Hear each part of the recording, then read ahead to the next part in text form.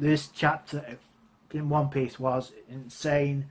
The information we got was, oh boy. So let's start with the cover page. We get to Portugal. We see Sabo and the rest of Koala, and it looks like Dragon. Look at the bounty posters and see Luffy, and Sabo's expression is priceless. But really, we get into the chapter. Obviously, there's a lot of revelations in this.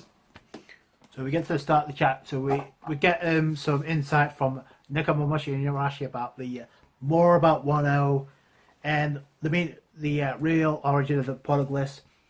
And Nekomamushi, I think Yarashi says that actually is the Kozuki clan who used the stone for the tablets for the Poneglyphs. So that was a shocking reveal. Another reveal was the Shogun, and the theories of who the Shogun might be was spot on. It is indeed, as of right now, Kaido. And it also explains why Caesar was able to get his hands on Momonosuke, and why Doflamingo knew about it, and why he was so interested in getting his hands on him. Now, Lord Odin was apparently the father of Momonosuke, and we get to learn that actually it was Kaido, and I actually did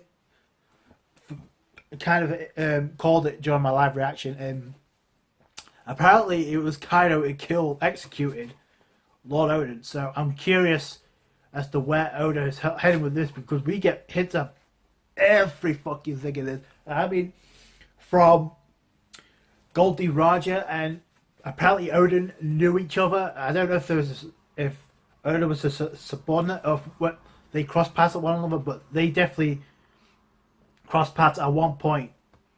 So that was instantly the Willoughby. And we also get to learn there's 4 poneglyphs, red poneglyphs, and apparently they're a map to each of them divided up. So we get 4 different ones. We get to learn 2 of them. One of them's on Whole Cake Island, plot device. Second, the other one's on Wano, which I also called last week, which also explains the crest above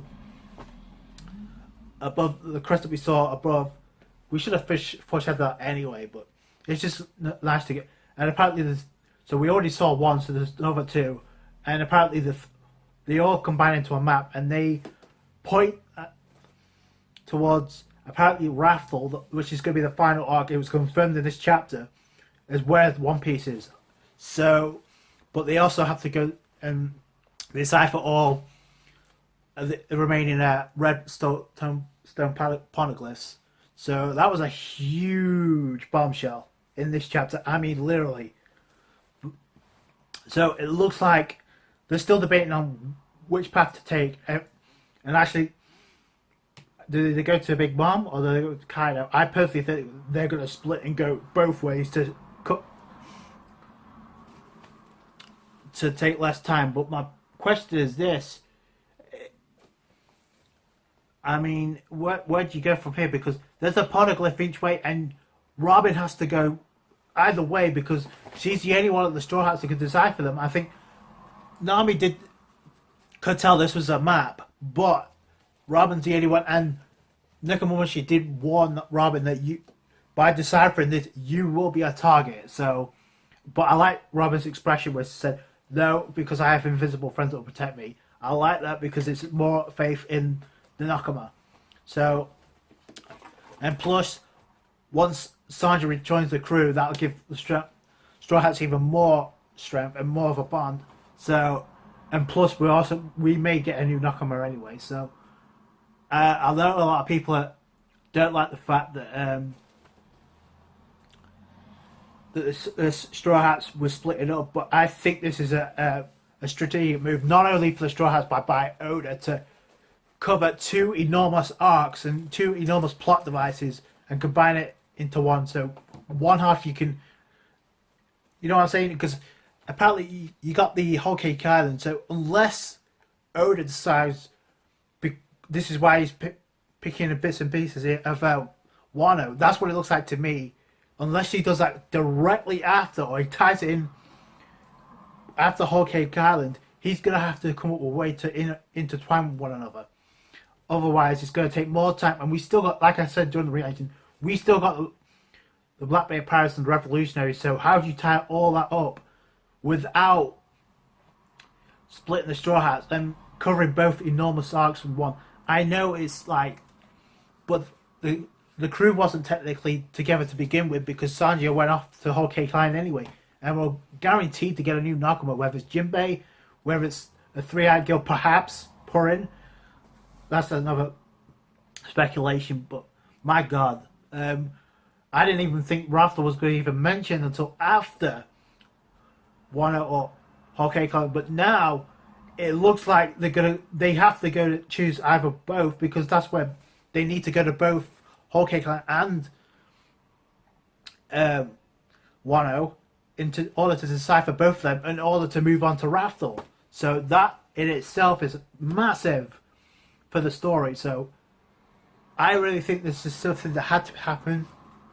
I get the feeling that Zoro's going to be the one to go to Wano. I don't know. This is going to be a huge plot twist because now, like I said, unless they can get somebody else to decipher the Ponegliff. And remember, Jinbei is bringing a Ponegliff to Robin anyway. So, unless that hints something else, when Robin might go to Whole Cake Island as well. Because they're going to see Sanji first. That was confirmed by Luffy. I don't know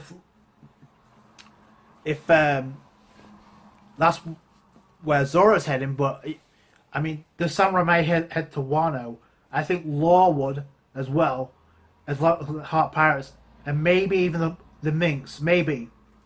I also think it might be a plot device to get Rizo out of there because if Jack comes back and Rizo is there, that's one hell of a plot twist. Plus, Momonosuke is there, and Doflamingo wanted his hands on Momonosuke to begin with. So that for a plot twist, unless and this is something I've been thinking about anyway, if Momonosuke and Rizo, two people that Kaido were interested in, and apparently have information about Wano Kuni, and that's the reason Kaido needs them, then would it be would it be safer and smarter to bring Momonosuke and Rizo and take them alongside Luffy to go to Whole Cake Island, and that way you can intertwine Kaido and Big Mom. That's another way you can bring these two enormous story arcs and mix them into one, and maybe Wano will be the home or the host of the Throne Wars later on down the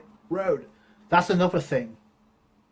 But yeah, there was some amazing plot devices, some that I did not expect, because if you thought we were going to get anything related to at least the final arc of this story, you'd be insane, because we're already getting to learn more about Sanji and the Vince Smoke and everything about Big Mom, and now we get hints about Wano.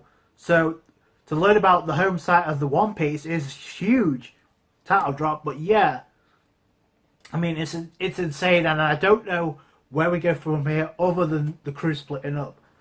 Like I said, maybe, because either way, whichever we go next, there's going to be a Poneglyph anyway. That was confirmed in this chapter, and not only that, it's going to be a blood red Poneglyph which leads to the other, which also connects the four into one map and points to Raftel. So either way you slice it, it's going to be an impactful arc and a series of them that leads perhaps to the final arc, perhaps to the One Piece in Raftel. So I'm really curious.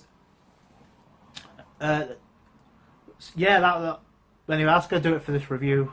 Hope you guys enjoyed it. If you did, leave the thumbs up. Let me know your opinions and comments below. Where do you think we're going to head to next? I personally think we're going to head to Whole Cake Island, but at the same time, we could split the crew and they could go to Wano. It looks like that's the way it's been set, unless, like I said, Oda finds a way to intertwine Whole Cake Island with Kaido. That's the only way I see this working. And don't forget, we still have Jack on the way, so who's to say he won't show up before the Straw Hats leave? So that part's going to get wrapped up. Yeah, let me know your thoughts. Like the review. My reaction is going to follow right after this, so comment, rate, subscribe, and I'll catch you guys on the next one.